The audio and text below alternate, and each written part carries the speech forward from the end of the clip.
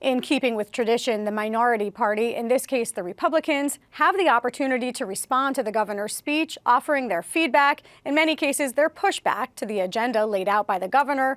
Before delivering that official response, Republican Senate Minority Leader Anthony Bucco took a moment to speak with Brianna to offer his take on the direction that Murphy intends to take the state. Here is that conversation. Good to see you, Senator. Thanks for joining me. Your thoughts, your takeaways. What did you like? What didn't you like? Well, look, I think the governor did what the governor's supposed to do.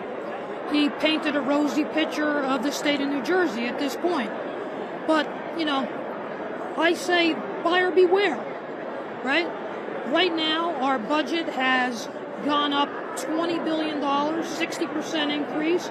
Governor talked about that. This year, we're going to face a $4.5 billion structural deficit in the budget. You don't have to go any further than the grocery store to see the price of just basic groceries. Pull up to the gas pump, see what the price of a gallon of gas is. Families are living paycheck to paycheck, and more families are becoming homeless. We have a real problem here with affordability in the state of New Jersey. And while the governor talks about spending more money and initiating a lot of programs, that's all well and good. But somehow we have to pay for it. Well, I'll push back a little bit there. The structural deficit is really more closely aligned to about $2.5 billion, but the concerns are valid that the long-term fiscal picture could lead us to that road. But, his office would say, we've got a $6 billion surplus. That's something that the previous administration couldn't achieve. It's something that's enabled the state to have the credit downgrades flipped. What do you say to that? Well, I think this administration lost a unique opportunity with all of the federal COVID money that we received. We could have done a lot of things with that money, but we didn't. We squandered it. We had, in 2 budgets ago, in the last 24 hours of the budget negotiations, over $1 billion added to the budget, over and above what the governor wanted to spend just on individual pet projects. That's $1 billion lost that could have went to help make it easier for families here in New Jersey. That's a big problem. And while the governor talks about a rosy picture, I think if you talk to the average person on the street, they're going to tell you it is getting tougher and tougher to live, work, and raise your family here.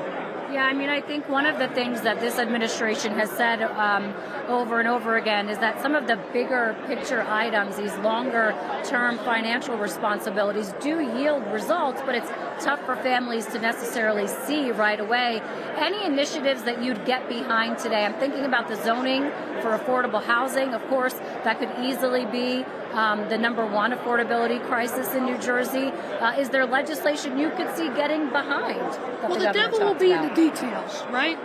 We can't just allow rezoning of every municipality without making sure that they have the infrastructure, that they have the land, that there's jobs available for these folks to go to, that mass transit is available.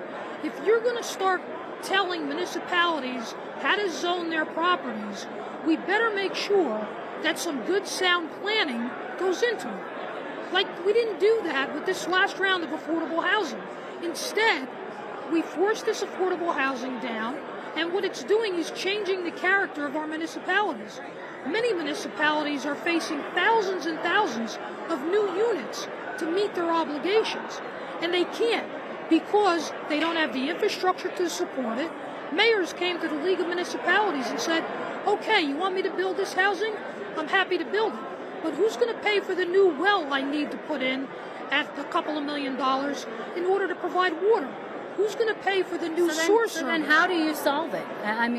What proposals do you back that would make a dent in what is clearly a deficit that the state has been carrying for years in terms of just lack of units and inventory for low-income folks here? You have to work with the municipalities.